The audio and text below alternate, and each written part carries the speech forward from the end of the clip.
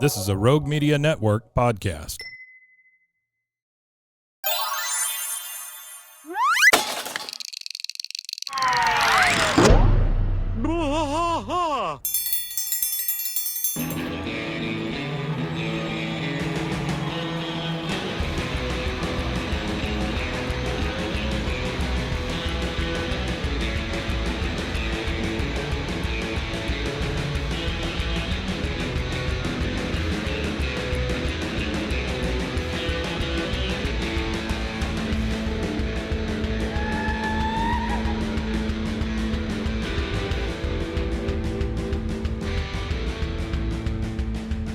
White trash fight all through the night, deep in the heart of Texas. The trailer park is nice and dark, deep in the heart of Texas. Cat drinks his brew and he spits his chew, deep in the heart of Texas. The TV blares but no one cares, deep in the heart of Texas. Here we go!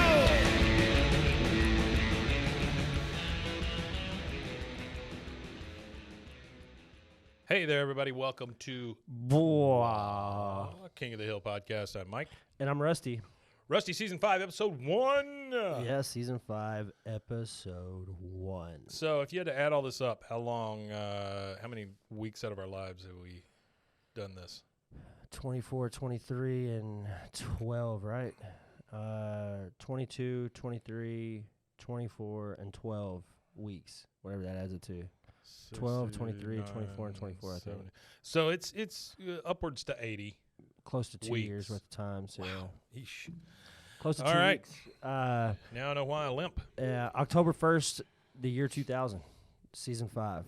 Yeah, the perils of polling. Now, you were saying before we started this that this is kind of out of order. So the way they were produced and the way they were distributed are two different things. Yeah, so production numbers are different than the actual episode number and how it's released. So the actual production number for this is 5ABEO2, which would be the second produced episode for the season. So they actually produced this one second in its release order. And the funny thing about Season 5 is one of the Season 5 episodes was actually production number 4ABE24. So it was a Season 4 episode, So it was like a Season 4, and it's funny because it's Season 4, Episode 24, so it's the final really? episode of that season. What's the final episode of Season 4? Or it was supposed to be? The final episode of Season 4, let me... No, I'm saying the one that they pulled into Season 5. Oh, the third episode of Season 5 is the third episode. And what's it called? It's called, hold on. Hank gets a happy ending. It's something about don't wait or something. Hold on. Oh, I just went off the page. Peggy pops a pimple. It's called I Don't Want to Wait. I don't want to wait. Which is the episode... Yeah, it's called I Don't Want to Wait for Our Lives to Be Over. I Want to Know Right It's that Now. damn song. Will it be sorry? Do-do-do. It's that song. Do-do-do. Yeah. It was the 87th episode of King of the Hill. Episode was written by, it's when Bobby turns 13, but he's still treated like a child while Joseph is treated like an adult. Yeah. So Is that's this when funny. Joseph's voice changes? Well, yeah, because remember that how we were talking about it. I said that's where Joseph goes through puberty, and that's the last time we see him like that. Oh, that's true. Which was just that little glimpse of him. Which is this would have been in that slot there, and it would have been his puberty episode. So at the 2 more end. weeks, and we'll get to that. Yeah, 2 weeks. 2 more weeks. Yeah. And, all right. Let's get into Season 5, Episode 1. Season 5, Episode 1. The perils of polling. The polling they're referring to here is voting. All right, no bell, no yell. We start with. I got a serious question for you here. Okay. Let's get into it, and then I'm going to ask you. Peggy is in a homemade red, white, and blue polling booth that Hank is stapling together still. Yeah. Peggy is going into the booth to fake vote to see if anybody can see anything from the outside, because God knows you don't want anybody to see how you vote. She's inside it, and she goes, okay, I just voted. Could you see anything? Hank's on the outside with the staple gun. Nope, nothing. You could develop film in that booth. She goes, that's right. Peggy Hill's garage of democracy is going to make those saps in Precinct 9 wish they'd never voted in that stinking firehouse. All right, here's my question. Who in the hell gave the Hills the ability to set up a polling station in their garage. Yeah, I've never heard of that. I've heard of it being in churches and schools and stuff like Yep. that, but it's usually in a public space is Yeah. usually where they have it. Yeah, not in somebody's house. Not in a private person's house, no. That's Now- kind of odd. A haunted house, I get. Right? Yeah, haunted house. Garage sale, Garage sale. Super Bowl party, Super Bowl party, Easter, egg hunt. circumcision. Yeah. You know, lots of those in garages. But a voting place in your garage. That one is different. That is That's weird. That's a first for me.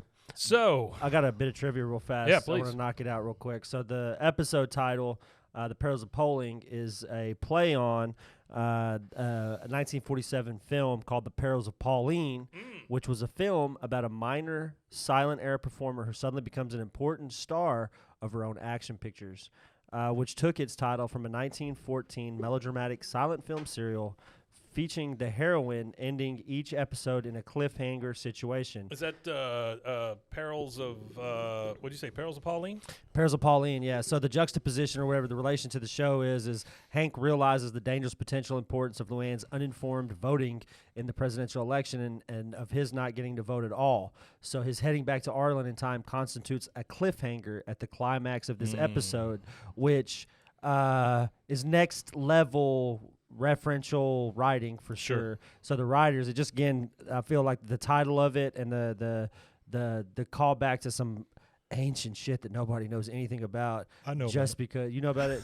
I've never. I was just going to I ask have you something never about it. heard of it. So, you remember Wacky Racers? I remember Wacky Racers for sure. Wacky. The Perils Wacky of Racers? the Perils of Penelope So, Pit Stop. Where, yes, that's exactly it, Yeah. right? That's the exact same thing you're talking Oh, about. so the it's just Perils- in animated form. I got you, because Yep. Penelope Pit Stop, You there's got it. always a cliffhanger You at the got end it. of every episode The with guy's Dick got the big Dastardly, mustache yeah, and the Dick whole thing. Dastardly and Yeah. Muttley. I Yeah. believe in the thing that you were referencing. That actress gets tied up to the railroad tracks at some point. Oh, that's the Like it's the the trope, infamous that you trope. always use. Yeah. Yeah. Okay. So all I right. think that's where Well, it I'll learn came a little from. something. And you wouldn't have Dick Dastardly in Wacky Racers had you not had Perils of Penelope Pit Stop. Yeah, which I think there's a few characters from Perils of Penelope Pit Stop that are actually in there. The Well, I mob think guys, Muttley's right? still in there, right? Muttley, That- Muttley, the Dick dog. Dastardly, and I think the mob guys are all in the actual Penelope Pit Stop Yeah. cartoon. So that's where they got all that from. And if we're wrong, then so what? Bobby comes running into the garage and goes, "Hey, Dad, can you give me and Luanne a ride to where Route 15 meets the 42?" That's a very That's super specific specific thing. address. Hank's like, "Oh, why? There's nothing there but a huge empty lot." Which that also is a little weird to me that Hank doesn't know everything that's going on in the town. You know, He knows He everything. seems like the kind of guy. Luanne is standing there. "Nuh-uh, Unky Hank. This week it's 20 acres of fun and 1 acre of craft at the Hindley County Fair." And she just kind of does a little- dances yeah, around her a little little bit. Yeah, excitement she thing. loves the fair. Hank says, "Well, Luanne, I wish you get this excited about your voting in the first presidential election. Now, did you send in those registration forms I gave you for your 18th birthday?" She says, "No, but that's okay. I'll just vote for president next year." Oof. Woo. He just kind of sighs. Bobby's like, "Come on, Mom." Well, I think it's funny that he gave somebody voting registration forms for an 18th birthday gift. Oh, it's ridiculous. That's hilarious. Yeah.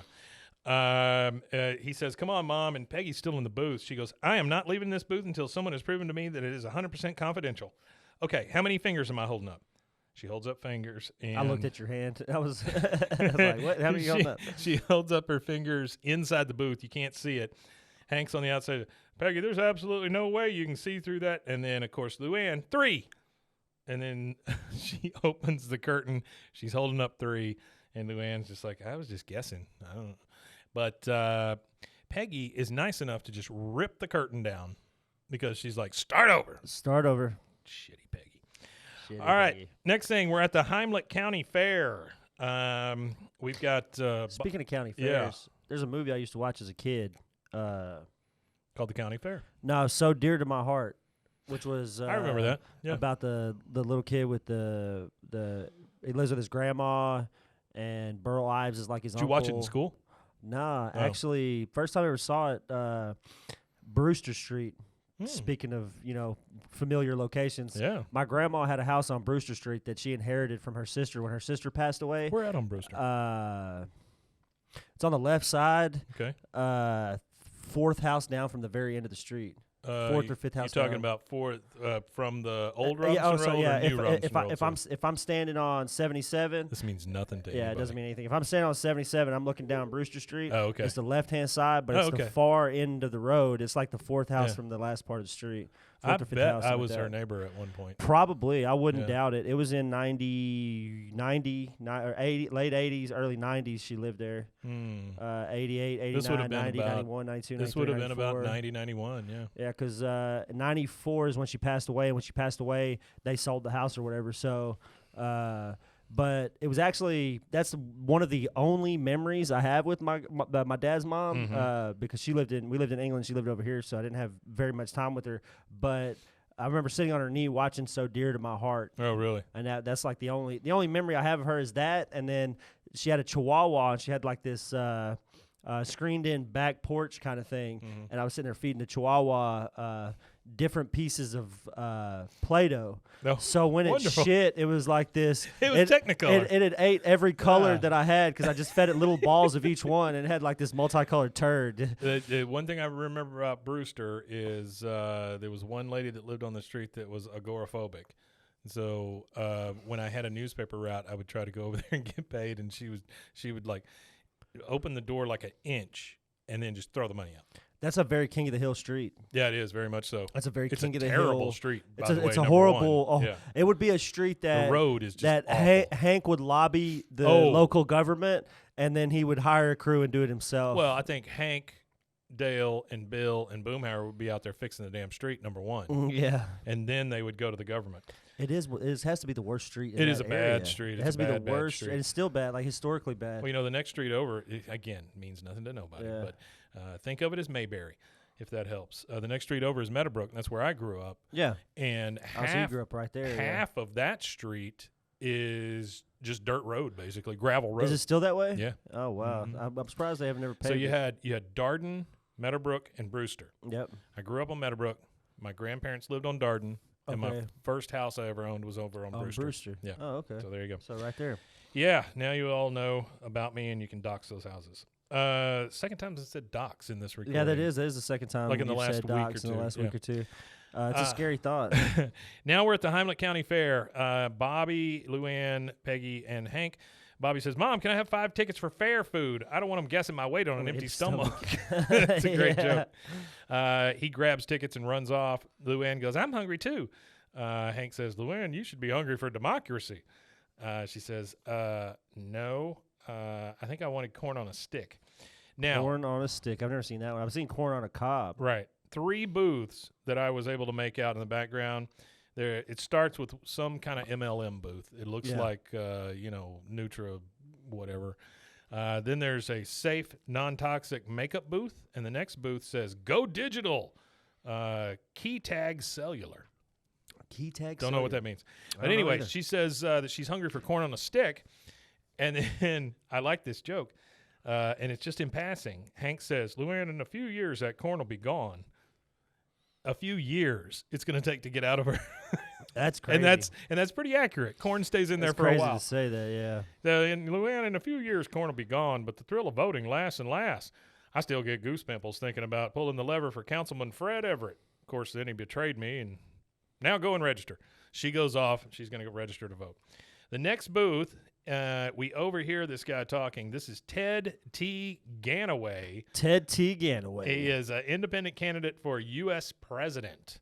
Now, do we know who does his voice? This sounded very familiar. While I'm saying what he says, look that up and let's see who that is. I'll look that up real fast. I'm pretty sure I have that right. He's over there talking to a slack-jawed local that doesn't seem interested at all. He goes, "The polls and the media have been ignoring my campaign, but they're going to have a little surprise come Election Day when a long-shot candidate, Ted T. Ganaway, moves out of his parents' house and into the White House." It's another regular voice. Oh, is it?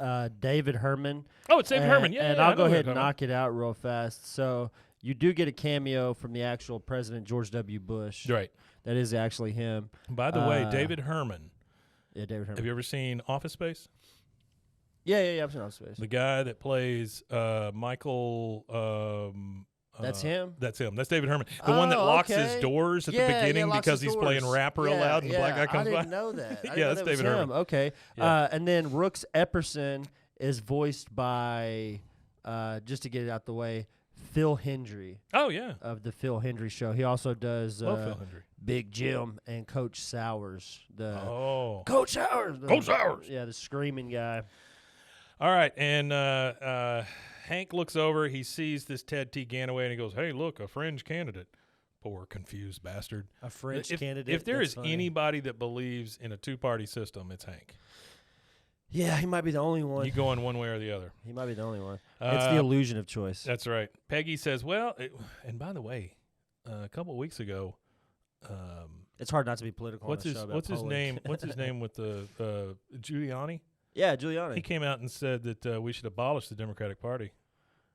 Wasn't he a Democrat? That's just a dictatorship at that he wasn't point, a Democrat. right? He's always been a Republican. Yeah, right? he's a Republican. Yeah, he's Trump's guy. Which is kind of weird though, because That's he's from New ridiculous. York. You would Yeah. think that a New Yorker is like he would, in all the bad that he's done recently, he really did bring New York together at a time of need after September 11th. He did, but I think it was by default, kind of like Whoever was there. Well, I think it was George Bush. The same thing. Yeah. He just happened to be there. He had a big plan on the table to start deporting people and all of this kind He of had stuff. a crazy plan going. He had a big plan going for that kind of stuff, and then 9/11 happened, and it was just it went away. It went away. All went away. And then the iconic him standing on on the the rubble rubble pile. Yeah. with the bullhorn Mhm. saying, "We're going to go get Yeah, them," kind of thing. Like, And then I only- don't think America was more unified, to be honest with No, you, after I've that. never seen a more unified I've than never that. seen a more unified, like, Since, anything. Everybody was in a consensus at that point, yeah.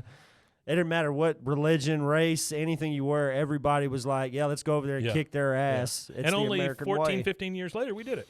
Yeah. Uh, Yeah. This is not politics. It's folks, not please. politics. Peggy talking about the fringe candidate, she goes, well, you have to admire his dedication. I mean, he's right here in the heart of what I like to call Bush country. Bush country. Like We're she still made in Bush it, country. but like she made that up. We're literally in Bush country. Oh, yeah. You know, there we was are. back when he used to McGregor. come to town. Yeah. I used to. He used to land at out at the I know. TSTC airport because it's the only. That's when I was working there. Well, it's a military airport, so it's the. It used to be a military base, so it's the only airport regionally. Wasn't when I was working there. It's regionally it's the only airport big enough. Like our Military, local, yeah, it'll- our local airport cannot. You can't land big You can get aircraft 747s and carriers. stuff. I mean, not aircraft carriers, but the things that go on aircraft carriers to like big big transportation huge, planes huge. and that kind yeah, of stuff. you get massive planes out there. But there was one time where he came into town, and it was during like a lunch period for school, and we were out at lunch, and we got trapped on Belmead Waco Drive down at that end. We were like at Sonic, and there's like Secret America's Service, Drive-In. like. There was Waco, like police force. There was like every cop from Everyone every from local every place, area, and they had the whole street shut down Hmm. for like 45 minutes before he even pulled through. Sure. So we're like trapped at like Sonic in my friend's car, and we had to like call the front office to the school and like President Bush is in town, and they knew he was in town, kind of thing. Like the school, like whoever we talked to at the school, and we were like, well, we can't really leave. Our friend's car is like trapped at Sonic, and they were like, oh, well, just come straight to the front office when you get back to the school, and we'll give you a pass to get you back to class. That's We nuts. sat there for like it was like an hour before it cleared out before we could Sure. leave. It was Yeah. insane. Even after he had passed, it was still like another 15 minutes before Not they died, cleared. but left. Yeah, well, left Yeah, the sure. building. It was like another 15 minutes before they cleared the street out. Bush has left the building. Left the building, which So- I think didn't he have like a nephew or something that's like trying to run up There's into a the political buttload gambit. of them. I know there's a bunch of those Bushes out Do you there. remember yeah. Jeb? I do remember Jeb. Do you remember it was the- the brother, wasn't it? The Yeah, one in Florida. He's got a brother. He was in Florida, and he was doing his fundraising thing. And he got up in front of people, and he said whatever he said, some kind of thing to get them all riled up. And he goes, and now you can clap. And then they started clapping They started for him. clapping. He was yeah, I like, remember you that. can clap. Yeah, because That's the thing that killed him. yeah, he's That was not- the one that got him off the ballot. he's the stupider son. Oh, man. I think- I don't know if that's a comparison. But Well, yeah, sure. I think it's because he wasn't the oldest. Like that generation of man that raised them, like their dad, Yeah. George H.W. Yeah. It was always the oldest son was going to be the whoever transcends you or whatever you want to call it. Well, Your predecessor. Senior Bush, what they don't talk about with him is the fact that he ran the freaking CIA for a long time. Yeah, he was a big He's- CIA boss. You talk about a skull and bones. There you go. Yeah, well, another thing they don't know too is that their dad, Prescott Bush, his Yeah. dad was a Nazi sympathizer back in World War II. All right. So with that uplifting news, Peggy says, well, Peggy says, well, you have to admire his dedication. I mean, he's right here in the heart of what I like to call bush country. And then they're walking past this guy's booth, and the guy comes out and he says, hello, friends. And then Peggy's like, you made eye contact. Good job, Hank. You talk to him. And then she just leaves. She leaves freaking Hank to talk to this guy. It's so crappy. Yeah. The guy says, my name is Ted T. Ganaway, and I'm running for president. Hank says, yeah, well. Wait, real quick, Mike. Yeah. In defense of Peggy. Yeah. I would do the same thing. I don't blame you. I'm just saying, I guess after you're married that long, you do tend to do those kind of things. He's talking to Hank. Hank says, yeah, well, my wife and I are pretty committed to George W. Bush, and even if we weren't, well, there's 4 or 5 candidates ahead of you. Good luck in the campaign. And Ganaway says, Governor George W. I forget that he was our governor for a while. Yeah, he was our governor for a little more than a while. I think he was the governor 2 for terms? Something like that. He was a governor for a couple terms. He was right after Ann Richards and all the way up to Rick Perry. Yeah. Oh, that's true. So it was a long while. Rick Perry, pretty much, there's another one. He was our governor after Ann Richards all the way up until he was president, because he was actively running for presidency while he was still our governor, right? Let me tell you. Oh yeah, they always do. Yeah, he was still actively our governor. Let me tell you guys something, just real quick, okay? Our governors here in Texas, we don't have a great track record with them. Ann Richards, not just them though, but the that which surrounds them as the well. House, Senate, everything. Yeah. Ann Richards brought the lottery to the state of Texas. She did. Under the guise that the money would go into education. Yeah. Instead, she claims that she didn't read that part.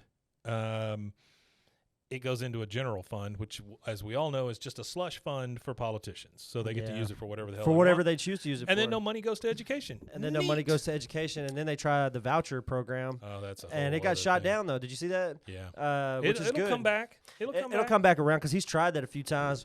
Whoa. Whoa. I did not mean to yank the table here. Whoa. I'm trying to pull myself up closer. Whoa. The whole table went down. Technical difficulties. Yeah, that's because you're making fun of wheels. That's what it is. Yeah. Oh my gosh, look at this. Oh, all right. Everything fell I think apart. we're there. Oh, we're there. We're reset. All right, we're all good. We'll be right back. For for a very special episode of Rusty Pulls the Table. Pulls the table in half. Okay, so Ganaway says he's running for president. Hank says, well, we're voting for Bush.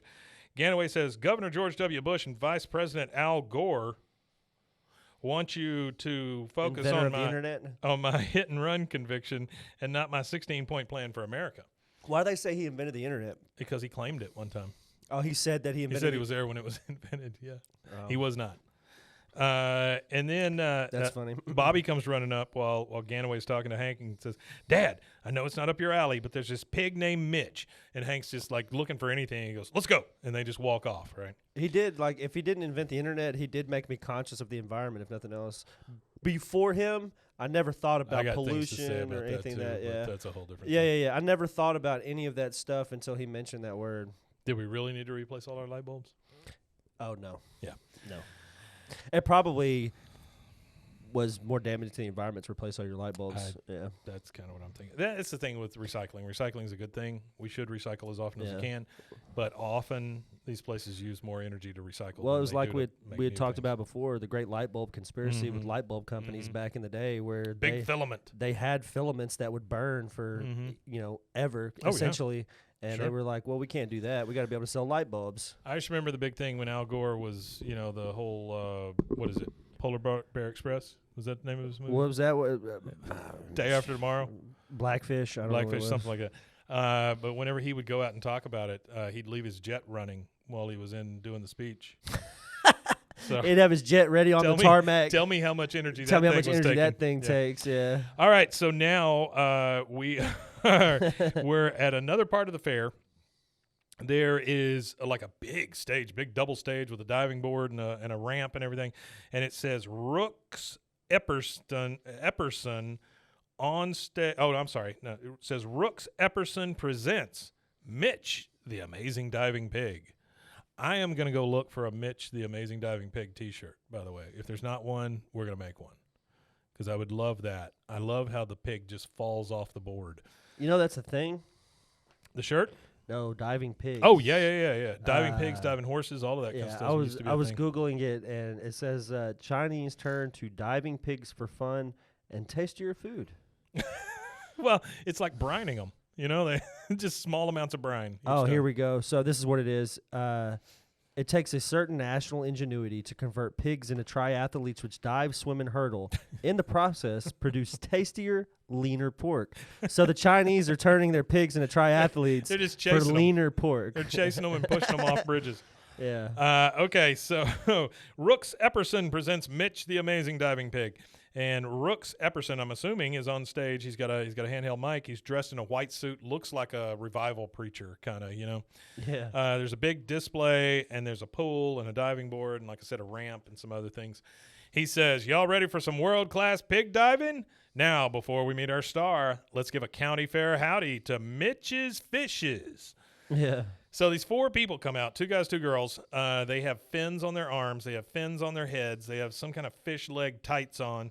And the one guy that comes out, he's so disinterested, he's still smoking as he comes out on the stage. Yeah. Right? He blows smoke right before they all kind of dive in, kind of like those old water movies where the ladies would have the things on their head and they all swam around in a circle. Synchronized swimming. Yeah, synchronized swimming kind of stuff. If you guys have never seen the synchronized swimming thing they did on SNL with, shoot, what's his name? The one that's in Murders, Only Murders in the Building. The little one. Not Steve Martin, the other one. Martin Short. Martin Short, Yeah. and I was thinking, whenever I was thinking of him, in that movie where he played, what was it, that fucking Santa Claus 8 or whatever, where he plays like Jack Frost. Yeah, where he's Jack Frost. Yeah. If you've never seen the synchronized swimming thing for the Olympics that he did on SNL, go watch that. Well, I'm sorry to Martin digital Short. short. The only thing I remember him for is probably one of the worst things he's ever been in. That's He's literally outside of everything he's done with been in a Steve lot of Martin. stuff, yeah. Out of every, Been in a because lot of like bad him and stuff. Steve Martin have done a lot of live stuff together. Yeah, they're like best friends. they tour and everything together. They remind me of Bob Newhart and Don Rickles. You know, they were like lifelong They're friends. a good duo. Oh, They're they a were really good wonderful. duo. They were fantastic. They're a good duo as well as Martin Short and Steve Martin. Oh, yeah. Waco native Steve Martin. Steve Martin from Waco, Texas.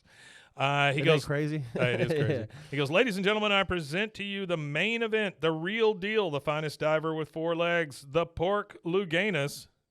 Talking about Greg Louganis, the famous swimmer. He was a swimmer, right? Yeah. Mitch, the amazing diving pig. He lets Mitch out of the cage. Mitch just starts. He's done it 1,000 times, I'm assuming. He goes straight out of the cage, starts going up to the ramp where the diving board is.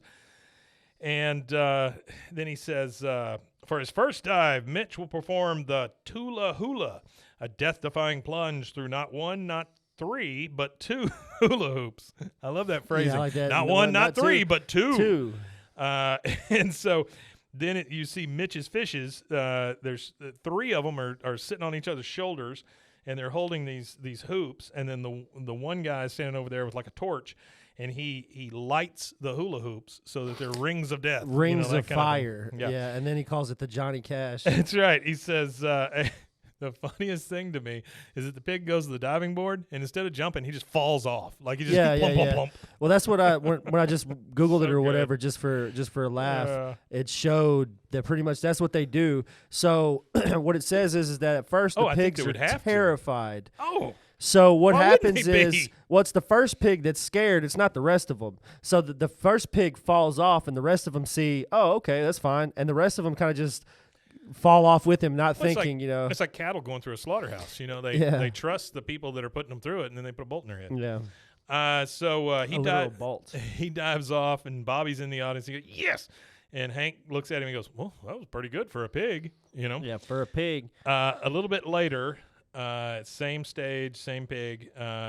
The guy at the front says, "And now for our finale, Mitch will dive through 3 rings of burning fire." Sorry, these are not the ones. The first ones were 2 rings. Yeah. 3 of the fishes are on each other's shoulders. The other guy lights the torch, and he goes, "It is the most difficult dive known to man or pig, the Johnny Cash." And then it shows them in the audience again. And by the way, they're playing "Ring of Fire," Johnny Cash's song.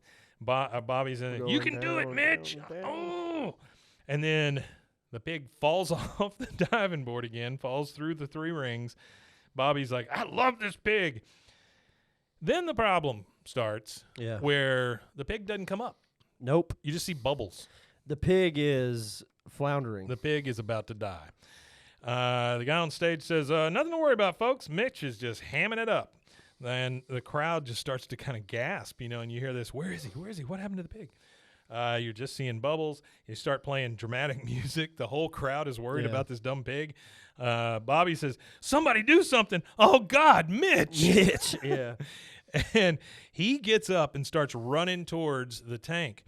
Peggy, of course, says, Bobby, no, that's pig water. That's pig water. Yeah, and then the guy says, Mitch is not dead. Because Bobby runs to the stage in the pool. Bobby takes off his shirt, dives in. He finds the pig down at the bottom. One of his hooves is around a hose or a wire or whatever. He got stuck down there, yeah. He's stuck down there. Bobby grabs him, pushes him back up, and takes him out. Now, the pig is not necessarily breathing. Yeah. And so Bobby, the guy goes, the Mitch is not dead. And Bobby looks at him and goes, not this pig, not today. And then he just squeezes the pig real hard. The pig got, and then just starts coughing out water. Oinking again. Yeah. It is fantastic. The guy on stage, thank you, son. He goes, you saved my boy's life. What's your name? He goes, Bobby Hill. He said, let's give a big hand to Bobby Hill, the amazing pig-saving boy. And then there's pictures being taken and stuff, and Hank sees that there's pictures being taken of Bobby and this diving pig. He gets out in front of him and goes, oh, God, how much money is it going to take to get that film? Now, the lady with the camera who's there taking pictures, she goes, don't worry, I'm not with the press. I'm with the Bush-Cheney campaign, and you must be the amazing pig-saving boy's father. Hank's like, well, I don't. She goes, this is just the kind of heroism the governor loves to attach himself to. Why don't you all come to his Get Out the Vote rally next week as our guests? I think anybody can go to that, but yeah, sure. Probably, yeah. Hank says, unless you're getting like behind-the-scenes pass or something. Hank says, oh, great. Now, if you do a background check, I'm Hank R. Hill, not that Hank P. Hill who doesn't pay his Discover card bill. I was trying to think of who like the most prolific politician is from our area, and all I could think of is Chet Edwards. As like the guy who was talking current? Yeah, well, maybe not even current, but over the last 20 years. Well, that was just a Bush, name. then. It's got to be Bush. No, I'm talking about locally here. Oh, in locally, town. yeah. Like in Chet town. Edwards, Bill Flores, I think. Bill local? Flores, the guy who pretends to be a cowboy, whatever his name is. Yeah, all those guys that don't go and vote. No chip on my shoulder. Hank says, I'm Hank R, not Hank P, the guy who doesn't pay his Discover card bill. Yeah. Now, later on the fairgrounds, Luanne comes running up and goes, Uncle Hank, I registered to vote. He goes, oh, terrific. George W. is going to need every vote he can get, or they won't be able to call it a landslide. Yeah. She says, George W., he's not a communist, is he? And Hank, of course, he's not. You're getting to Hank now. You're talking communism. He goes, no, he is not. She goes, wait, here it is. And she has these pamphlets and this button. And she goes, see, our candidate is Robert Piragi. And she puts his button on. He's actually one of the... Robert, I want to say he's a writer. He's something to do with the show. Oh, I don't But doubt they used that. his name. Yeah, as the communist guy. Yeah, they used his name. He was somebody to do with the show, though. Yeah. Hank's like, what? Communist? No. She goes, well, I guess I cancel out your vote. My first election, and your vote means nothing. Long live the People's Revolution. Yeah. She lifts her she lifts her hand in the air like, all those communist posters or whatever. But then juxtaposed to that, she has a balloon tied to the other wrist, which I think is fantastic. All right, that's the first commercial break because of the Communist Party, and we'll be right back. Hey, I'm Blair. And I'm Brittany. And we're the host of By the Cover Podcast. We cover everything from mysteries, thrillers, romance, chick lit, and even some smut. Don't forget the smut. Yeah. We're so excited to get this thing going and share this with you guys. We've been talking about this for months, and it's finally happening. Yes. Special shout out to Rogue Media for helping us with this. For sure. You can find us on Instagram at bythecover_podcast. You can also find us on Facebook and TikTok, so don't forget to give us a follow on those too also. And we are so excited to dive into some of our favorite books and share those with you. We can't wait. Hope you love it.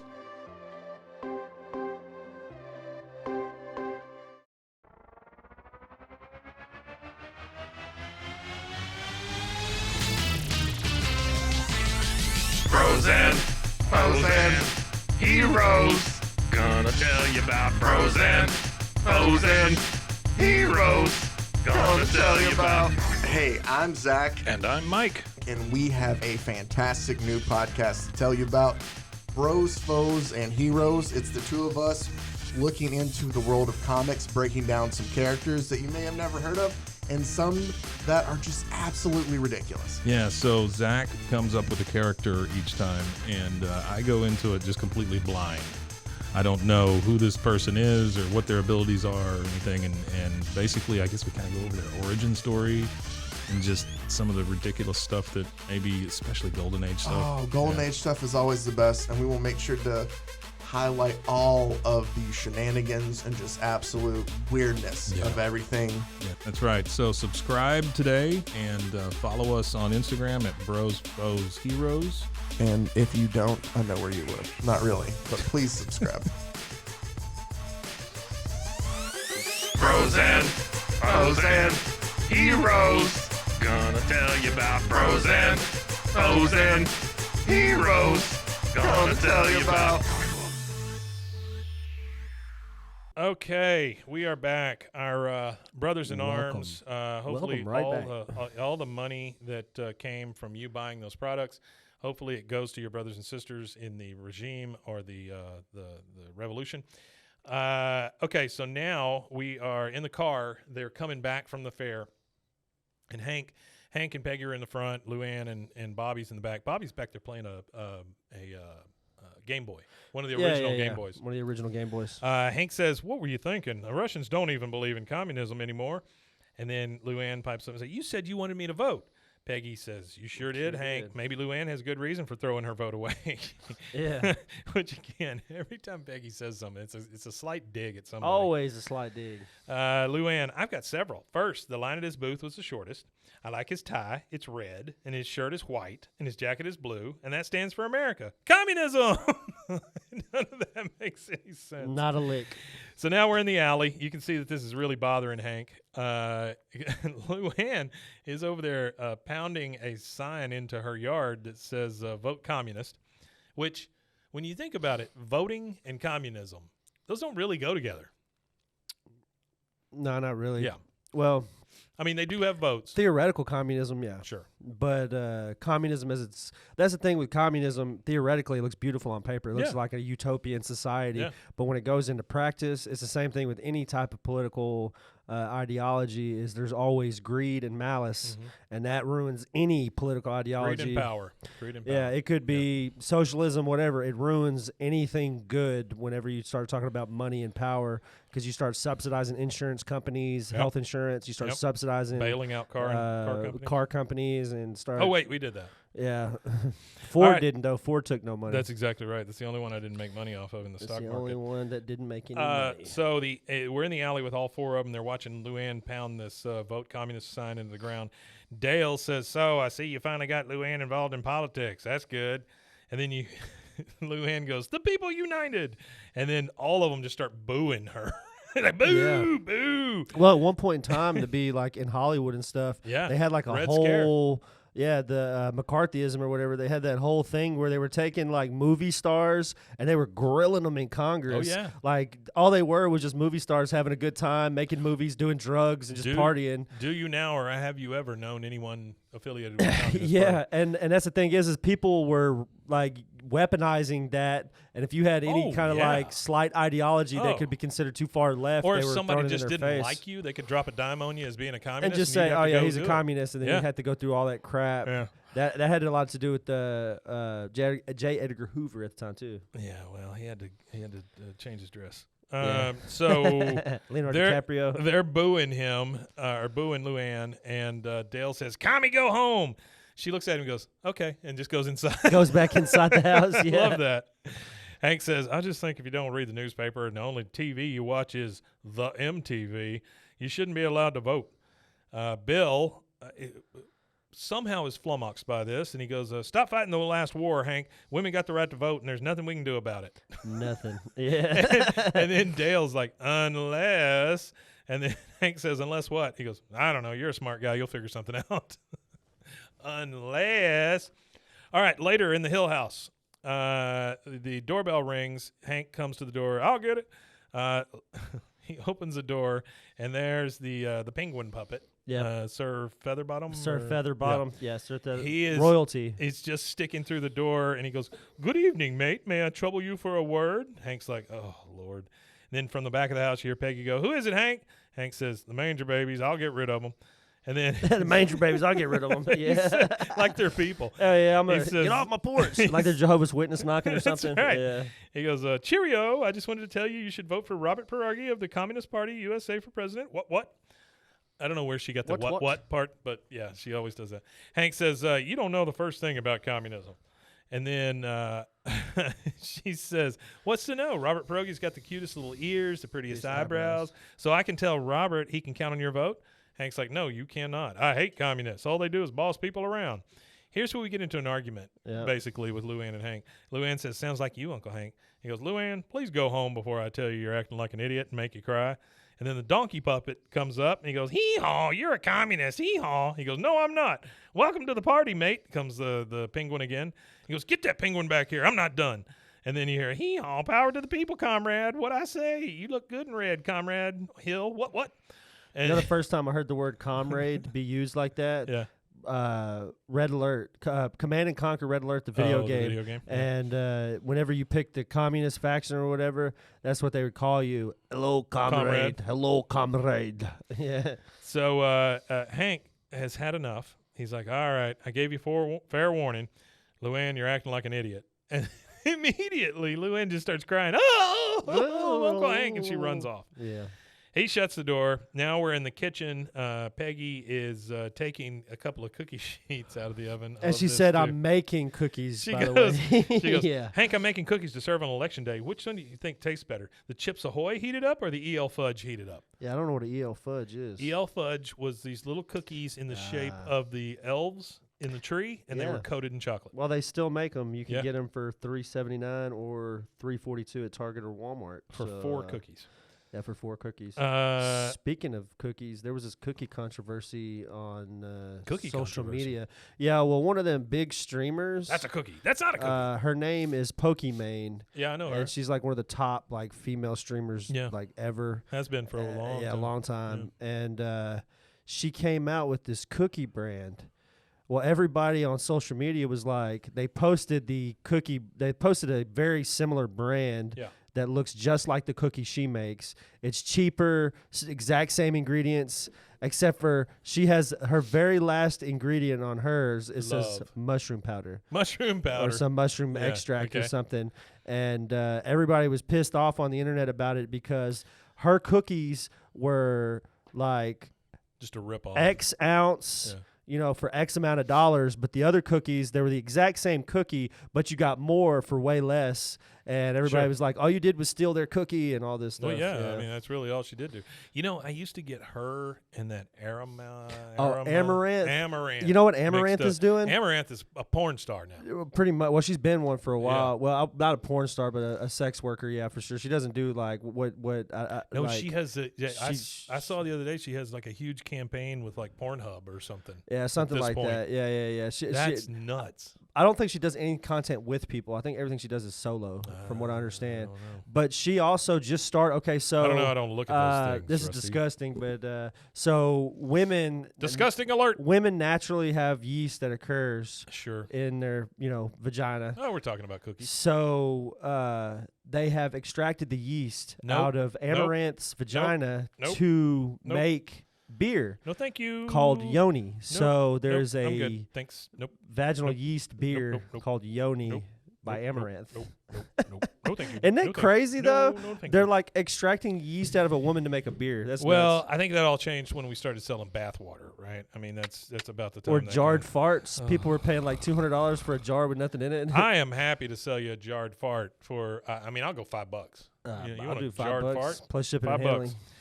Yeah, it's true. You got to cover that. Hank says, I don't know. He doesn't care about the Chips Ahoy versus EL Fudge. Peggy says, well, where's Luanne? Because she's going to ask her the same damn thing. Yeah. Hank says, well, I told her she was being an idiot, and she ran off crying. Oh, Hank, again? He's kind of a prick. Yeah, he's kind of being a prick Well, right there a little bit. He's trying real hard not to get to that point, But he's getting there. but she's He's like, borderline. communism. She's hitting a big button of his, you know? Huge button of his, Yeah. for sure. And so, But she isn't everybody like that when they're teenagers? Like, oh, the world's great. It I want the can world to be. be a beautiful place. Can be. My grandmother actually, after World War II, she was 12 when the war started, so she was like 16, 17, 18 Sure. when it ended, kind of Sure. thing. She was actually sliding scale. She had started as a nurse at like 13 or 14, and she was like pulling bodies out of craters, all that crap Yeah, during sure. the bombing runs Mhm. in England, and she actually was a part of the Young Communists Party in England, and I was talking to her about it, and she said, yeah, because we were tired of war. Like everybody had just dealt with all this war, and the Communist Party at that time, where she said they were, in England especially, they were. It It was anti-war. It was an anti-war Mhm. pacifist thing, Yeah. and she said I spent like all of my formative teenage years during like pulling dead bodies out of craters and stuff. Yeah, sure. And She was tired she's of it. still alive too. Actually, she's in her upper 90s, but she got tired of it, so she kind of went with the Young Communist Party for a little while, and she was actually went into social work, and she later on in her She life left socialist work and went into social went to work. social work, and then later on in her life, she was it was before she had my mom and everything. She was like Yeah. in her mid-20s. She Okay. rejoined the Communist Party again. Really? And she said that because I asked her, in her long extensive life, I was like, well, have you ever smoked weed or anything like that? She goes, well, I'll tell you a story. And she said it was at a social work party. They were passing something around, Sure. and she thought it was just a cigarette. All right, Hank. So she had hit it thinking it was, and I was Yeah. like, man, I don't believe you. I told her Yeah. that. I was like, I don't believe Yeah. you. You was Yeah. getting high with your social work buddies and this communist thing, and y'all were all getting stoned, politicizing, talking about political theory and stuff. Don't Yeah. lie. And that's pretty much what it was. So. That is the one thing I will say about this generation. They have destigmatified weed. Extremely. The Yeah. millennials, I think, really knocked it out of the park, for sure. Especially right now, there's this weird like gray area with stuff that's being sold called THCA in Texas, which is exactly the same thing that they sell. That's Well, even like considered Delta illegal. 8, Delta 9, Delta 10. Yeah, it's all of that stuff. It may be synthesized, but it's got the same effect. Well, the THCA is not synthesized. That's the thing. Is THCA is the Actual exact same THC? thing they sell. Yeah, it's just what it is tetrahydrocannabinol acid. When it's burned or combusted, like you roll it up, light it in a joint, Sure. it turns into the psychoactive chemical during combustion, THC. So it's a real gray area in Texas. So Texas, when they analyze for like criminal purposes, they analyze it. Yeah. They use a spectrometer. There's two types of spectrometer, spectromy that you could use. One of them is gas, and one of them is using light. If you use gas, like they do here in the States, if they Right. take this legal, by the U.S. Farm Bill legal stuff, if they take it and they put it through the gas spectrometer, it ignites it kind of. So it becomes illegal at that moment that they Sure. do the testing. Sure. It's not illegal up until they test it, Yeah. and it'll test over 0.3% THC at that point, because that's the Farm Bill law. That's the one good thing that I think you could get from Donald Trump's entire career is the U.S. hemp law that was passed, Yeah. allowing for all this research and stuff to be done. I'm not sure that's enough to make it up for. No, it's not enough to make up for it, but there's actually a company that markets THCA weed, and it's got Trump's face on it. 5% of their proceeds go to Donald Trump. As a trial fun thing, Yeah. they give away free samples on their website. So I went and got a free sample of this Trump stuff, and I mainly just wanted it for the packaging and everything Right. because it was a really funny package. But it's got like Donald Trump on it. On the reverse side of it, it's got the written law of the like the Farm Bill. shortened version of it, Yeah. but it's shortened down, and then it's like a warning for police saying, "Hey, this is legal," kind of thing. Wow. So if because it's being transported through the mail, Yeah. so as it's being if it ever got like opened up or anything like that, it would have all of. They even have a sheet printout with their package when they send it. It's like a folded piece of Yeah, paper that yeah. when you open it up, it explains the legality of what it is, kind of thing. So Well, it's kind of fighting fire with fire, right? I mean, you get behind a law, and there's a lot of things you can do. yeah, that's the gray areas. That's where businesses and corporations and companies thrive, is in these gray areas. Oh, yeah. Yeah, why shouldn't we? Yeah. Hank says he told her she's an idiot. She ran off crying. She's like, oh, Hank, again? Well, she called me a communist in my own home. She doesn't know what the heck she's talking about. So Peggy launches into her spiel once more. All right, Hank, Luanne is Cinderella, and she fell for the wrong prince. You have to be her fairy godmother and introduce her to George W. Bush. Take her to the Bush rally, or as I like to call it, the ball. And let George W. Bush put his issues, or as I like to call them, the glass slippers, on her feet. Hank says, I can't bring a communist to see the next president of the United States.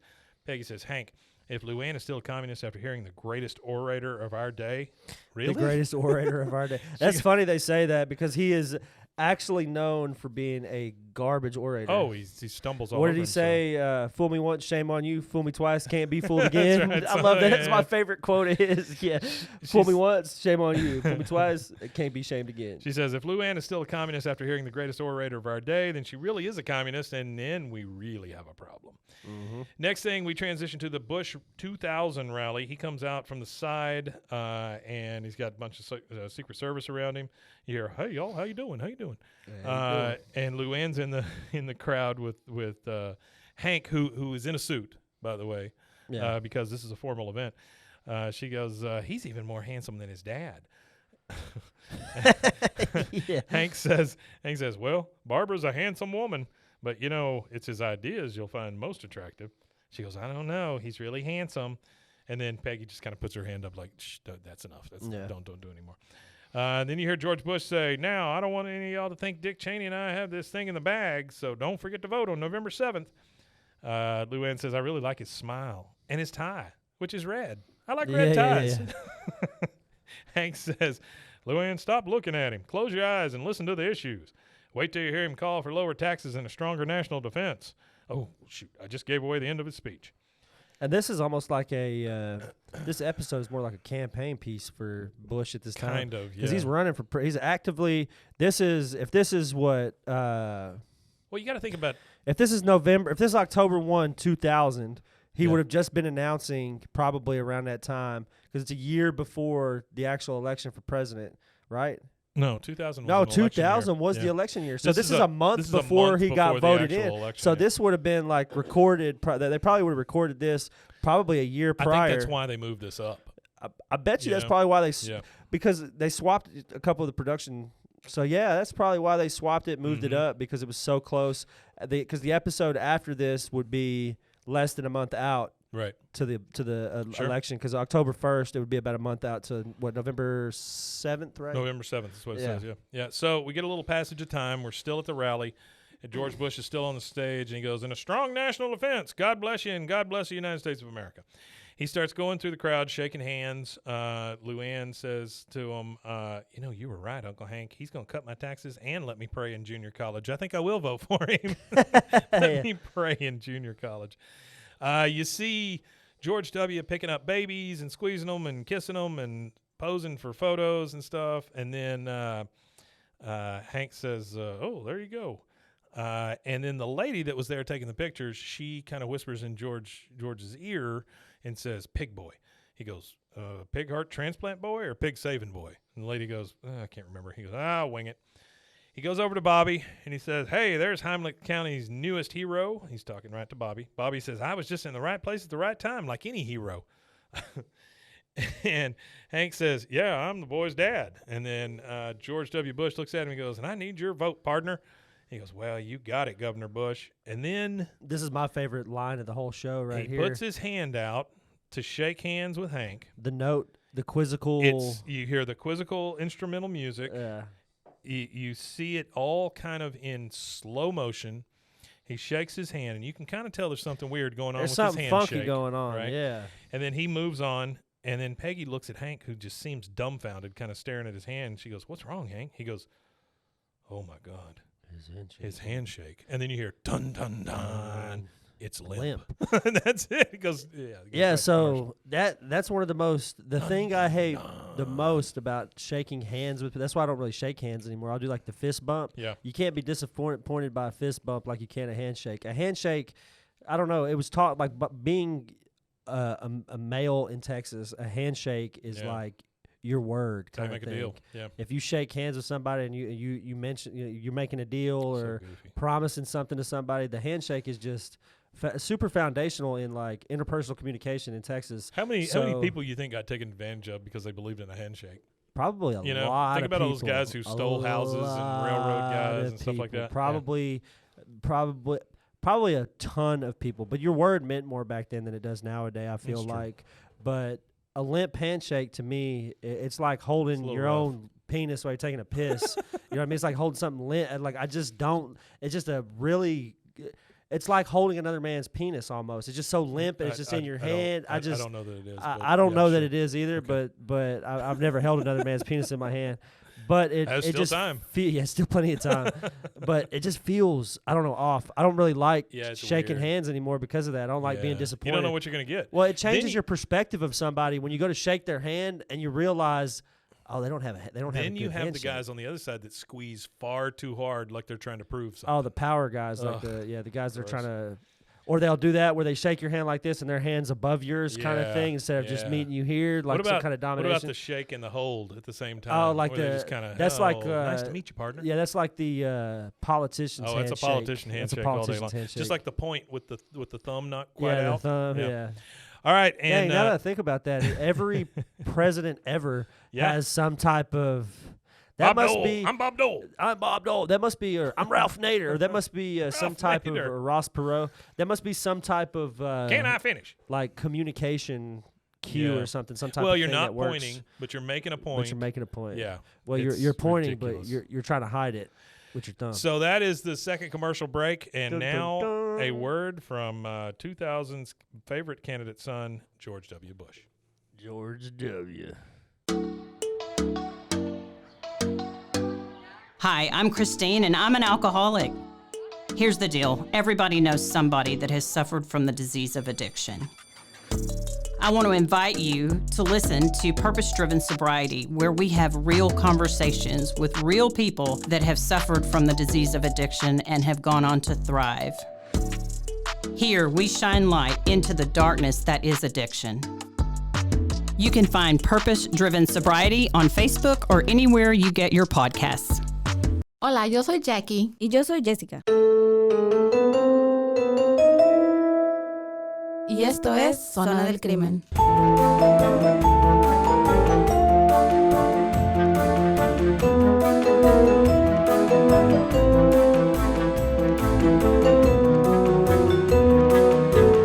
Un podcast donde hablaremos sobre casos de crímenes reales Y eventos impactantes que han quedado marcados a través del tiempo.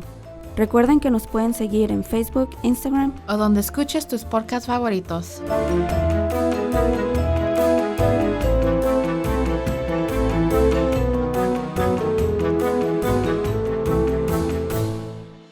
All right, and we are back. Hope you enjoyed that political message from George W. Bush. We do not approve of that message, but our corporate overlords ask I us don't know. to place it there. I think he was one of the greatest presidents of our time, or my time. Really? I only had like four. What I I don't had. think we've had good ones. I had George Period. H.W. I was too young to even know anything about him, but so it was Clinton, Bush, Obama, Trump, Biden. That's my Yeah. group of presidents that I've been cognizant of. Wow. Not a very, As an older American, I'm sorry. yeah, not a very not a very good bucket to pull from there. All I right. don't know. Obama went too bad. So we are still in the alley, or we're back in the alley. We're with all four guys We there. just lost 10 fans. Obama was a good president. Obama was a Boom! good Everybody's president, logging out. Yeah. He's too woke for our crowd. Okay. So yeah, politics is not our thing. Not at all. Four guys, Not at the all. four guys in the alley. I watch and cartoons all day, guys. Literally, all I watch is animated programs. I know nothing. Dale says, "Did Bush's hands feel like a flounder or something softer, like a jellyfish?" Ew. Hank says, "I don't want to talk about it."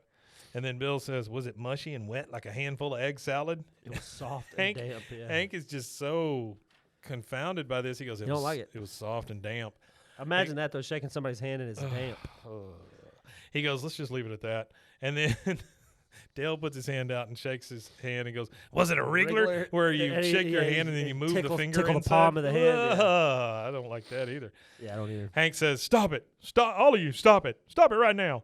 This is dead serious. I don't know what to do. I thought I knew the man, but now I knew that was the man I knew had a strong, firm grip. Bill says, I thought you only cared about the issues, Hank. He goes, well, yeah, but a man's handshake is an issue. It's the character issue. Bill again, no, character is about having principles and not sleeping with the help and such. What's he talking about? And he goes, I know what he's talking about. He's talking about Bill Clinton. Oh. That was a Bill Clinton reference, yeah. And then he says, because he slept with the help. But a wimpy allegedly. handshake, now that's just trivial, Hank. He goes, it's not trivial. This man could be the next leader of the free world. We're going to have a nut job third world dictators walking all over us when they find out our president doesn't have a strong enough finger to push the button. All of the guys just kind of stare off into space. And then for the sake of the bit, Dale says that makes a lot of sense. Yeah, a lot of nonsense. Yeah. For the sake of the bit, do you think Donald Trump has a strong handshake? How do you think his handshake would go about? Do you think it would be cold and damp and wet, or you think he's got a firm handshake? I think he's got a firm handshake because he's practiced it so much. He's been wheeling and dealing for a long time. Yeah, I think he's one of those that'll give you that pump handshake, where he just pumps where he it real pulls hard. you. Yeah. Well, that's what I read that book by. Oh man, come on in, boy. Name? Let me sell you a car. Michael something or another. One of the people that was in his that wrote one of the tell-all books that came out after he left the office, and that's what he said. He said like a lot of the handshakes. The office wasn't the same after Michael left. Yeah, after Michael left, he would shake their hand, but he would like pull them in towards him. Yeah, it's a power move. And like pull their hand to where it's like adjacent with his chest, and he's like shaking the crap out of them. It's a power move. Well, like in Japan, you do this. You like present your hand. Yeah. You put one hand under your arm. Yeah. He was America's president. I watched The Apprentice, actually. I pulled up The Apprentice Season 1 on Internet Archive. Shout out to Internet Archive. That's if you've ever done a show and Rodman has been Dennis Rodman has been one of your contestants, you probably don't. Oh, it was hilarious. Shouldn't qualify it was hilarious. The first season was so much gold in that. It was a really, really funny experience. So Dale says, that makes a lot of sense. Then there's a huge pregnant pause, and he goes, a lot of nonsense, and then all of them just start laughing. Yeah. All of them except for Hank. He goes, why don't we choose the president by lottery like they choose the Pope? I'm not sure that's how they do that, Dale, but sure. That's not how they do it. Hank says, don't be ridiculous. That's how Luanne would pick a president. Bill, I don't know what it is about Bill, but he's like, no dumber than a handshake. He's just like, ugh. And then Dale says, yep. You and Luanne, 2 peas in a pod. All voters are the same, simple-minded fools who think their votes make a difference. System's broke, Hank. The election baby has peed in the bathwater. You got to throw them both out. Hank says, it was horrible. Horrible, horrible, horrible handshake. But I don't know. Come on, Hank, spend tomorrow not voting with me. Every election day I go Christmas shopping. All the suckers are at the polls. Outlet malls are empty. The parking lots are full, which I never understood. Well, I got a theory, but it involves the largest mirror in Texas. Hank says, no, I got to vote. Bill says, so, you voting for the other fellow? He goes, I don't know. All I know is if I don't vote. And I love how they say the other fellow. That's what makes me think that maybe this was done last year or the year before this. Yeah. Because they probably didn't know who was running. Probably didn't, yeah. Because think about it. You've got an outgoing Democratic president. They didn't know who was going to run for Democratic president at that time. I bet that's what. Yeah, because there was because he did his full 8, right? Uh-huh. Who was it? It was Al Gore. Yeah. Yeah, it's Al Gore running next. Yeah. He goes, I don't know, and if I don't vote, I won't get called for jury duty anymore. Which Hank loves jury duty. Yeah, he does. He loves civic duty. So later, we're in the Hill House. Hank is in. I just put a bunch of question marks after that. The den. I think this is Luann's old room. Yeah. That he now has a TV and a couch and stuff in. Yeah, his dinner. Yeah. And he's just like sitting there staring at the. I mean, he's like 6 inches away from the TV screen. He's got the remote with him. And Peggy, who apparently has been out painting the steps, she comes in and goes, Hank, honey, if you have to go into the garage, please walk on the stripes. The stairs will not be dry until morning. Which whatever. He goes, look, right there. He's pointing at the TV. He goes, that guy's reaction when Bush shakes his hand, surprise and disappointment. And he just fast forwards, rewinds. Peggy's like, sure, but when I want to watch Sin of a Woman, you don't even know how to work the VCR. He says, see the guy's smiling, happy on top of the world, then Bush shakes, and there goes that man's face. See? Surprise and disappointment. See that? Surprise and disappointment. And then it kind of pans out, and you see Peggy's gone. She's not even listening to him anymore. And Hank continues, surprise and disappointment, surprise and disappointment. And then it goes outside, and you see the windows glowing in the night because he has just been in there all night long watching that damn tape. It's the morning, and Peggy comes into the den thinking he's still in there, and she goes, Hank, honey, thanks for making your side of the bed this morning. It saved me a lot of time. So she didn't even know that he didn't come to bed last night. Yeah. And by the way, she is in a sweater vest that is made of the American flag. She just kind of, Hank. And then we transition, and we see that Hank is in the Bugabego driving with Dale. So he is taking him up on his let's go to outlet malls and go shopping. Hank says, with voter turnout at all-time lows, not voting makes me more American. I don't understand that logic, but okay. Dale says, the only thing more American than not voting is Egyptian cotton/linen. They're regulars at 40% off. First stop, Wamsutta sheets. So they are heading to buy some 300 count sheets. Now, we're in the garage polling place. Again, this confounds me because I have no idea how you get this to happen. I want to do a polling place in my garage. Yeah, if that ever lets you. It's Peggy and Mrs. Fetter. As long as you're not trying to steal an election. We've never met Mrs. Fetter, right? Never met Mrs. Fetter, from what I understand, yeah. She goes, Mrs. Fetter, what time do you have? She goes, a little before 7. She goes, I have 7. And Mrs. Fetter says it's still a little before 7. And then you see Peggy turn on this John Philip Sousa American music on the boombox, and then they both face the garage doors. Each one of them has a garage door opener. I didn't know you could do that with 2 different openers. I didn't either. But she goes, on 3. 1, 2, now. And then they both open the garage doors, and the only person standing there is Bill. He's dressed up with his pork pie hat on in his hands. He always got the old pork pie hat. Yeah, he likes always that the pork same pie suit. hat. I imagine that hat. suit and that hat is like his grandpa's or something. Well, I bet he wore it like on a date with his ex-wife or something. Lenore, yeah. And it's the a only hat thing she he's bought got. him. Oh, you look handsome in that hat. Yeah, And exactly. then beat him up and then divorced him. Okay, and then we're at the mall, obviously, because Dale comes out of a changing room modeling a trench coat. And he says, and the pockets are big enough for an umbrella. And he pulls an umbrella out of the pocket and goes, sha-sha, sha-sha, sha-sha. And he goes, Joseph will love it.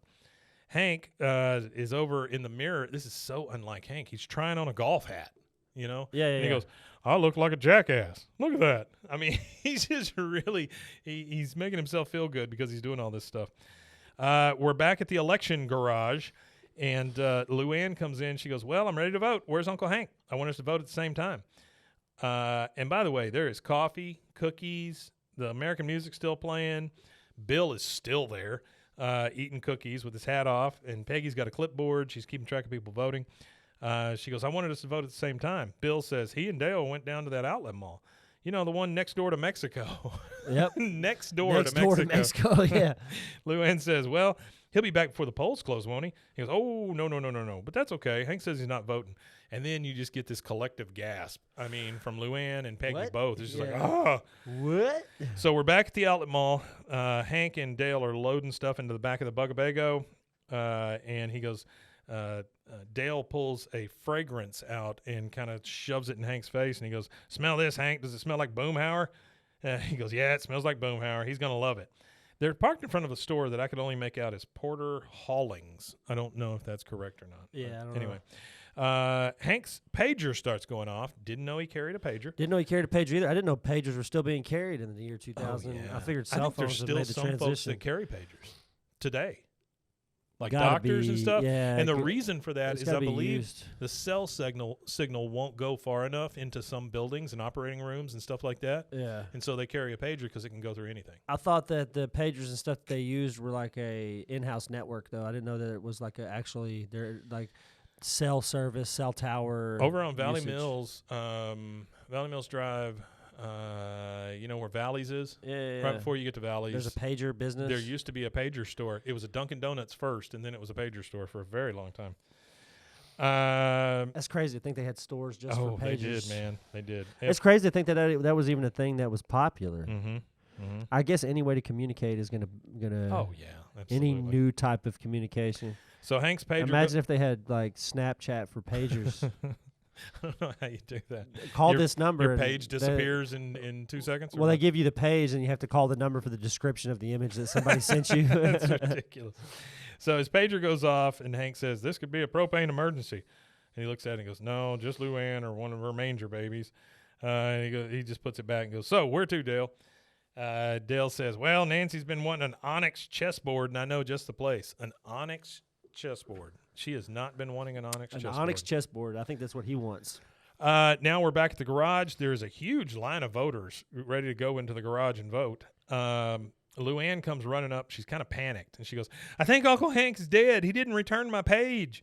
Peggy's like, "Well, I'm sure he's not dead, Luanne. That number is for propane emergencies only." And then you see Luanne, and she has a bright idea.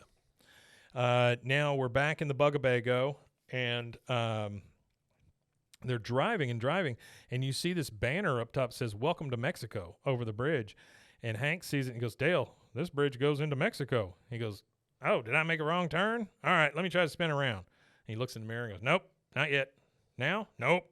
And he just drives right through the gates into Mexico. Straight into Mexico. Which I didn't know you could just drive straight in. I thought you had to stop. But you used to be able to just drive straight in with just show your license and they'd let you in. Nowadays, you got to have a full-blown passport and all that to go to Mexico.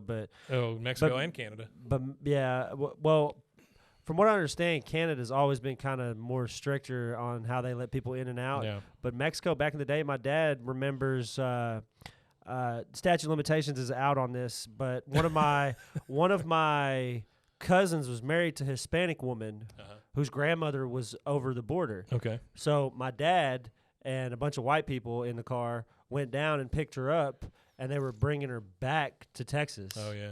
When they got to the border, they were asking questions and stuff, and they figured it all out. But that was back before they prosecuted people for it. They just made her get back. They just made her get out of the car. She beat them back. Well, I can remember. She ended up getting a bus or something that was. I don't doubt that. And then my dad, they stayed the night down there, and then by the time they got all the way back to where they were at, she was already there. Well, you say that's before they started, really coming down on stuff. Yeah, it was like in the 70s. I can 80s. remember driving around early 90s with a cooler full of beer in my car, and we were drinking it while we were driving it. Yeah. We got pulled over by a state trooper, and all he did was make us pour it all out. Whatever beer didn't do you had, anything made to you us. pour your beers out. Didn't do anything to us.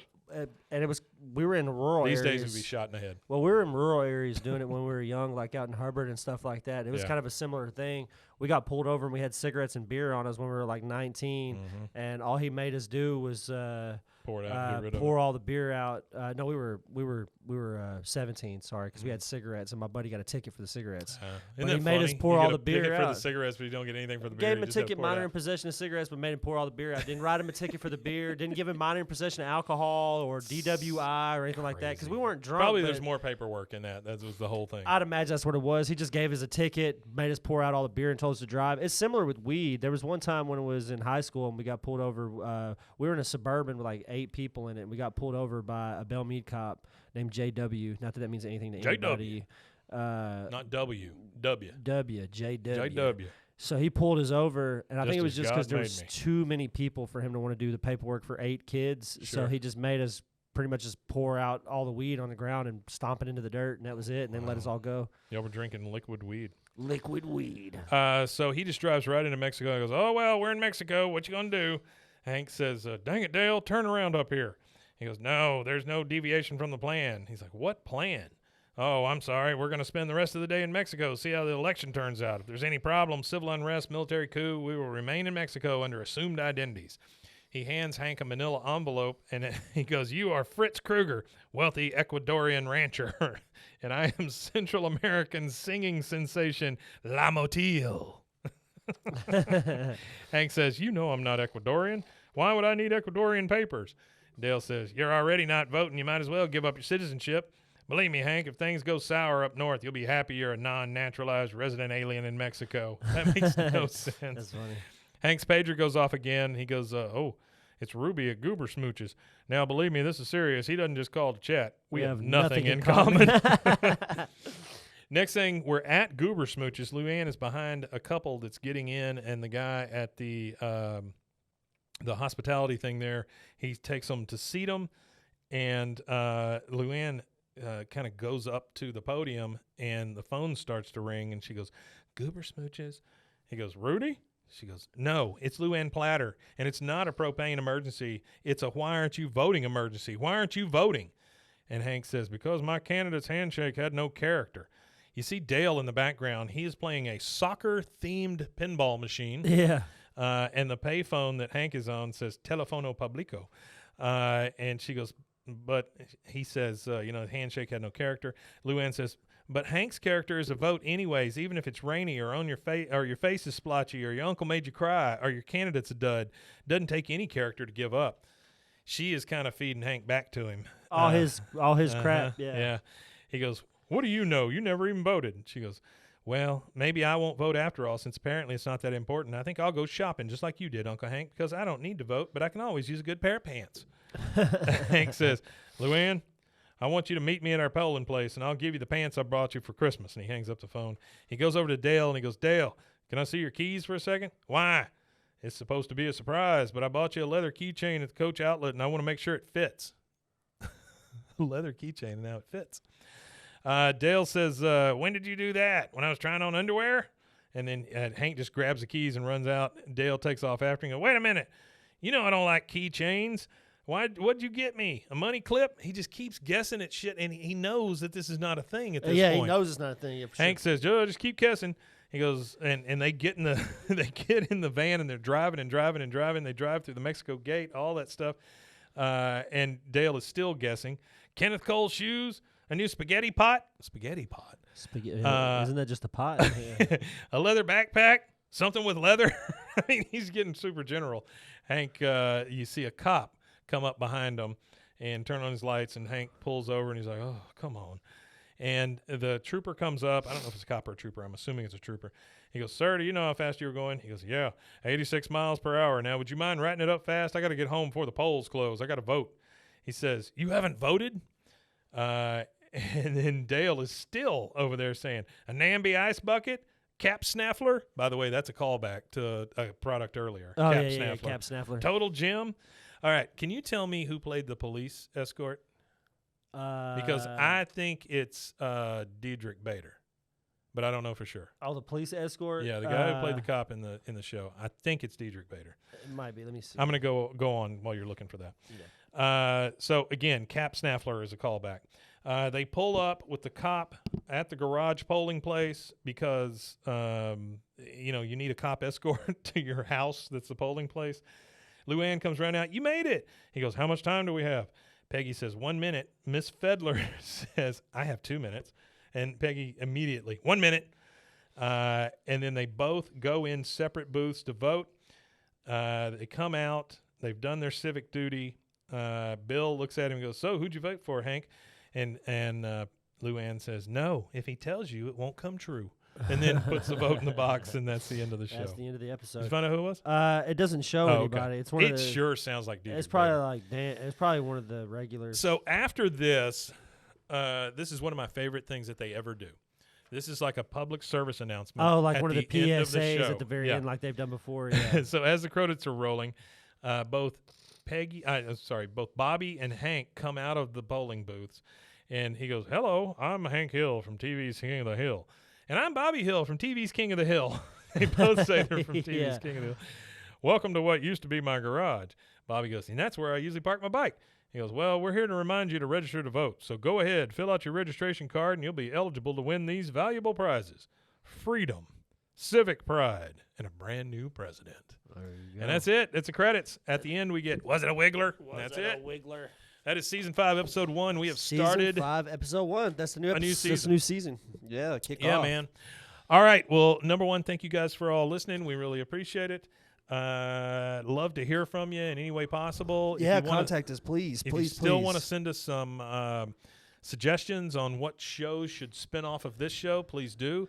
Please go and check out some other shows, and I'm going to highlight one at the end. And what we mean by that is, what would you like to hear Mike and Rusty talk about? Yeah, no kidding. Specifically. So whatever you would like to hear us opine on, and we might even just do a variety show where you send in suggestions and we just do whatever. Could be. Like if you got a movie you want us to review or But a you guys book just or send these whatever. things in, and we'll pick from a hat or something. We read sometimes. We do read sometimes. All right, you want to tell them where they can find us?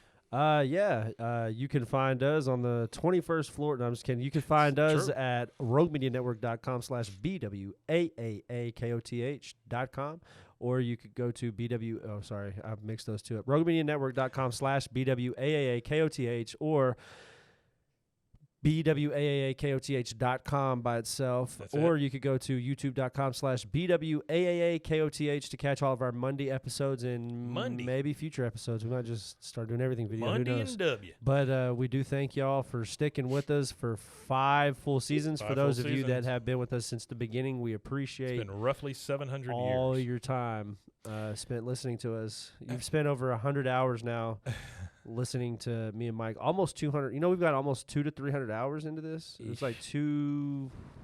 It's got to be close to like 2 something. You know what? That says a ton about our fans, though. I mean, I really appreciate all you guys. I do too. Honestly, you know, it's kind of crazy that we've gotten this far. You know, going into it, not that I was skeptical of how far it would go. It was just like I was thinking this would be a fun thing to do for a little while, and it wouldn't pan. You know, not that it wouldn't pan out, but the fact that life happens. But even though life's happened, we've still somehow managed to get you guys content damn near. I mean, we've missed a couple, but we've hit just about every week. So at the end of these, I want to try to start highlighting some podcasts that we also have on the network. Yeah, for sure. One I want to highlight this week. It's something I did, and it's not why I'm highlighting it. It's just something I hadn't talked about in a while. We should just have like where we interview all these people on Fridays. We'd have some of these people come in as guests. Talk to the podcast folks. Where we have some of the podcast folks come in and talk about their podcast with us. So we have something called True Urban Legends. If you think about that, it means nothing. But I know a great urban legend tellteller here in town. Shout out to, he's a professor at MCC. Shout out to Brad Turner. Oh, I know Brad Turner. Yeah, Brad Turner, the amazing guy. Yeah, he's the ghost guy. He's got 2 books that he published through TSDC's publishing house when they used to have a book publishing house. And they're great ghost stories for Waco area. Okay, so let me tell you one quick little thing here.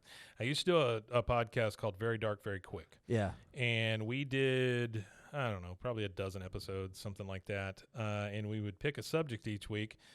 And when we put the show together, myself and Aaron would write scripts for this thing. I mean, it was a full-fledged Y'all were in production, there doing it, right? Oni-chan, right? Yeah, it was under the Oni-chan stuff. But we would do Very Dark, Very Quick, and we had these characters that I would write little skits for and things.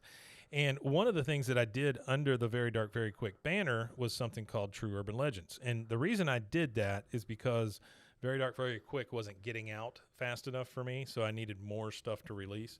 And so True Urban Legends was kind of a spin-off of that Very Dark, Very Quick show. Right. Okay. Without that starting, I never would have done True Urban Legends. Yeah. Now, when you go find True Urban Legends, there are really only 4 episodes here, and one of them's a trailer. Are they just starting out? Well, no, this is something that I did a while back. Okay. I would love to revisit it. At some point. Yeah.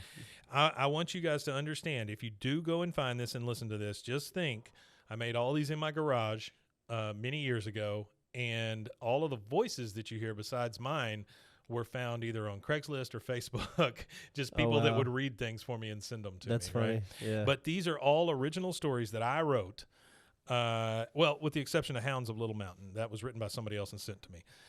So my favorite one is called The Trash Man. Okay. And it's an urban legend about a guy who it was a garbage man in town. The big ice storm knocked down a bunch of trees, so he had to work and to get all this stuff cleared or whatever. Yeah. His kids started missing him. It was around Christmas. I don't know, his kid was like 7, 8 years old or whatever. Started missing him because Daddy wasn't there. And so one morning he goes out and hides in the trash truck to surprise his dad.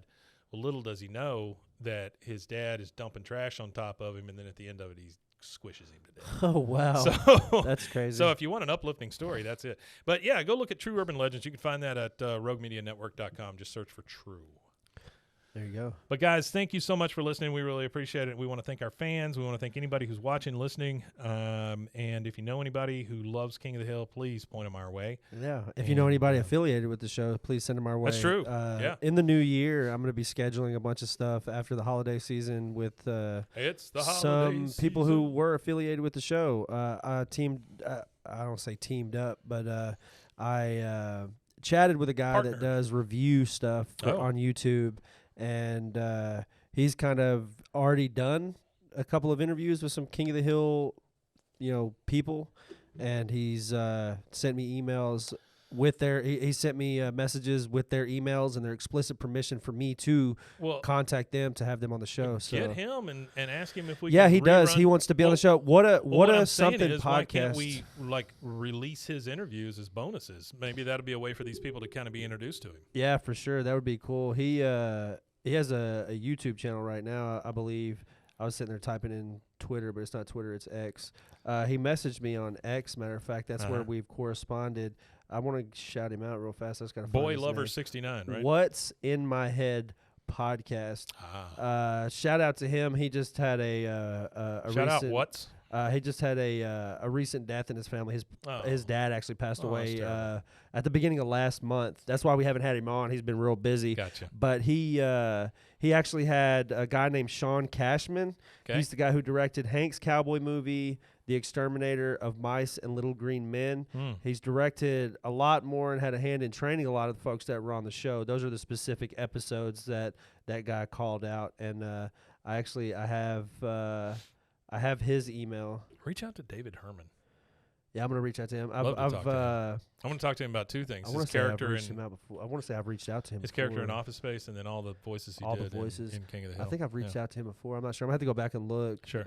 But yeah. Well, guys, thank you again for joining us. We are on a dead sprint towards Christmas now, and we wish all of you guys safe travels and a great month of December. And we'll see you next Friday. Right? Yeah. This coming Friday. We'll see you then. Absolutely. We matanye. We matanye, indeed.